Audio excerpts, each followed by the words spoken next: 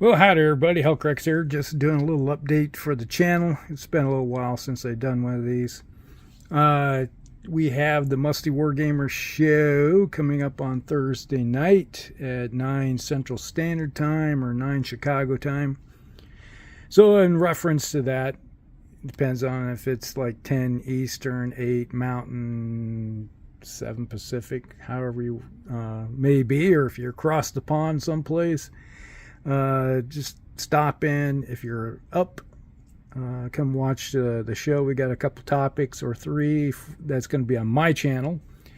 That's where the show will be, is on my channel. So it should have already showed up in the feed as a potential show. The topics are in the liner notes below. That's why I always put mine when I'm hosting. So you know what the topics are in advance in case you want to stop in and put your 2 cents worth in. All right. We'd like to have you join us and get in the discussion group because we always like having everybody involved in the show. All right. So as you can see here, there's a lot of stuff on the table. Some of it's painted, some is not. Some's in the process. You can see here, I do have a few of these old orc boys here that I painted up. Took me about a week of going at it. You can see there's some details with these little guys. Old style plastic miniatures from way back in the day from Citadel. And you can see I hand painted on a little demon-like red. The red orc is like... I was thinking about making a red-faced bull on there, and then when I started painting, it's like, it looks more like a demon. So that's what I went with. It's like, I didn't go overly bored with the details. It's like some of them are not too bad. But since these are orcs putting this stuff on their shields as their symbol of their unit, or clan, I didn't want to go extremely elaborate because, you know, it's like they're orcs. They're not finesse painters. Let's just put it that way. I wanted it to be rough and ready kind of type of look. So that's why they look kind of that way. All right, so there's 30 orc boys here that I did. And like I said, there's some good details in these models. As you can see, when you go back, you know, it's like I did... just your basic leather and chainmail with some metal pauldrons, you know, blue pants, and then they got leather boots with a little bit of fur on them, kind of a brown fur type of deal. And there's a little bit of brass work and everything. But overall, they went fairly quick. I just assembly line painted everything here. And my typical way of painting is like I just get into, I do one item, like do all the belts, do all the, just like one color, do all those colors, and just move on down the line. And then after I got all the colors, I think on our last show, I had just started it, laying down the colors. And then I put, you know, all the washes, and I go back out and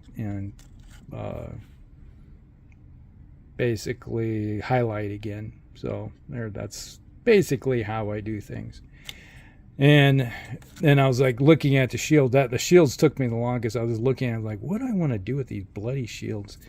As you can see on the back, you can tell that there's like leather tacked onto wood on the back. You can see back here, there's like how it's wrapped over, and you got little nail indentations back there where they nailed it to the wood. So I was like, okay, that's just going to be base leather, tanned hide or whatever put over top the wood. And then it's like, they're going to paint something over top of it. I thought about just doing all kinds of different symbols, and, you know, but I was like, that's a lot of work. I'm just going to go one type of imagery and just go with it.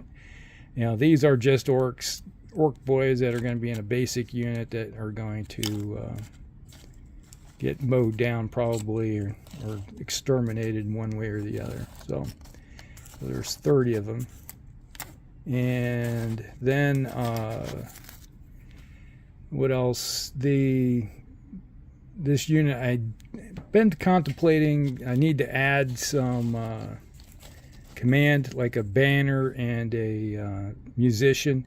I do have spare bits from other orcs that I have, and I think I might just take a couple of my orc bowmen that I already have made up in the past and just take the arms off and then put a banner up on one and drums on another one. So go that route.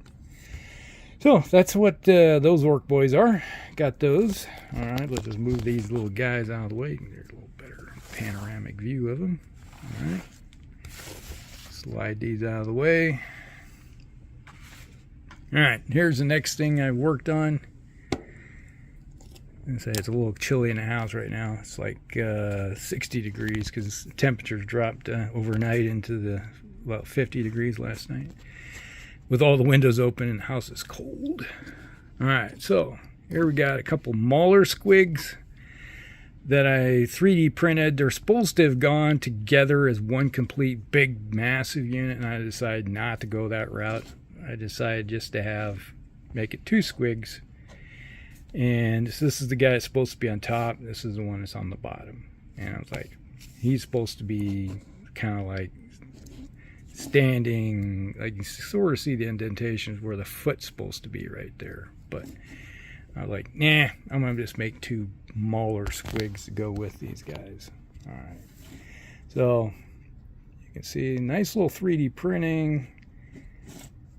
And it's like, I did notice there's a line right there, but that could be almost like a scar. I didn't notice that. You can see all little Xing scars and stuff on it. So I wasn't sure if that was actually supposed to be in the model or not. But it's there. It's just like a big scratch or something in its side that's healed up. Big old tooth. There's 3 different colors of red on here. There was corn red, Mephiston red, and Evil Sun Scarlet as your base colors of the red. With some, I mixed some Evil Sun Scarlet and Jokakaro red or orange to then do the highlights on the kind of the areas. You can see there, see a little bit orange tinting to it, and that was like a very thin opaque glaze type of thing across the top, just to give a little bit of glow effect to the skin. And then obviously the teeth, there's several colors, and I just put a base wash of Seraphim Sepia to give it kind of a yellowish work. It's like they don't brush their teeth, so hey, go that route there. You can see there's the details in there, and then obviously you could even see inside the throat there. They even see this, and then it's all chained up. You can see it's got some battle scars where probably other squigs took chomps out of it because they were hungry. It's like they're eating machines. And then on top you can see the rider. This guy here could almost make this a goblin boss that's riding a giant squig. So that's what I was thinking. It's like I looked at it and I was like, yeah, he could be a boss, and just have him go into battle like that, or make him a just a basic Mauler Squig, with his rider on top, going into battle. So multiple uses for that one. All right, and then this guy, you can see up here you got the other rider. He's getting bucked off, hanging on for dear life. He's hanging on by one little cable attachment right here. He's supposed to be holding both of those, but he's already lost one of them. He's like, oh my gosh, I'm gonna die. And then I put lead belcher type. This is like a shielded piece of metal across the front of it, like armor. And I put lead belcher, and then I put multiple layers of Nolan oil to darken it up, and then I put my specialized rust effects on that to make it look like kind of a rusty metal effect. And it's the same way here. You got leather that's been attached with spikes in them to give it more of a, which would be a heck of a painful event to be riding up there with all these spikes up here. But hey, they're goblins. And I guess these are chains to hold, because you know, you want to make sure your Mauler Squig doesn't run off. These things, I guess, squigs keep growing. They don't stop growing. They're like orcs and goblins. They keep growing until they die, which luckily they kill themselves off in campaigns and stuff readily, so they don't get too big. And then this one doesn't have his open. Let's see if you can see. There you can see the eyes. Right there's the eyes. Got 2 eye holes in there. I kind of opened up the eye holes. There's our last show. If you watched our last show, I don't know if you see me with the drill, but that was what I was doing. I was opening up the eye holes a little bit so I could put some more detail in there. And it's the same thing with the teeth. This one doesn't have as big a teeth or big a mouth, you know, so he's a little bit smaller than this guy. It's like, definitely tell there's a difference in size. It's like, it's a big chompers. All right. And then took Sculpey putty and made the rock face on both of them to imprint, put a foot imprint into the Sculpey putty, bake it, and then I have a space to mount the foot in, so it's a good mounting position. So, you know, it doesn't come off the base as readily. All right, so there you go. There's that one, and this one. And he's kind of resting his butt on, or belly on part of it. So he was a pretty solid in there. All right, so there's those guys. Those are 3D printed, if you didn't know. And over here, you can see there's a horde of trolls. A bunch of trolls. Let's see if I got a... Oh, let's go reach over here. Here's your standard orc boy compared to the trolls. It took some finagling with the 3D printing because these guys were probably 120 millimeters tall in the file. I'm like, that's way too big, because you know these are like 50. Let's see, this one here. This one's 50. You can see that guy's a little bit bigger. I made them all different sizes, like they're different ages and stuff, you know, in their growth stage here. And you can see I put down a base of, and I got my 3 colors here, P3s. I got horrendous blue, troll blood base, and underbelly blue. That's basically what you're seeing there. The green is out for obvious reason because, well, there's more trolls, but they're not on the table in front of you. So, all right. So I plan on having, if you can see, I put the base colors down and I put a wash of Drakenhof Nightshade on it so you get on the crevices. Looks pretty good so far. And then I'm going to go highlight back out and with those 3 different colors. So it's going to be a lighter blue. That really light color is going to be on the stomach and part of the arms and shoulders, and then on the back it's going to transition into a more darker blue, turquoise blue for these guys. And these are here we go, there's another one. And this guy has a little bit of gray in it. There is some gray in this one here, but it's hard to tell. But there's more of a gray base with this guy. So there will be some grayish tones to some of them. I'm trying to make them a large assortment of different colors with your base. So it's not like they're going to be a kaleidoscope of blues, blue grays, and light blues type of thing going on for the stone trolls. These are stone trolls. And the other ones are river trolls, are going to be more in the green spectrum, which are going to be blue greens.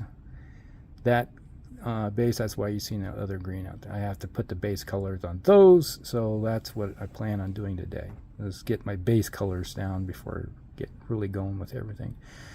But there's 13 trolls here, and a typical troll unit is 9. Yeah, 9. And there is a build in the new Orcs and Goblins Book of Arcana, or whatever you want to call it, that came out about a month ago, that has a troll army. So if you have troll hags and your base army is all built with trolls, that way you can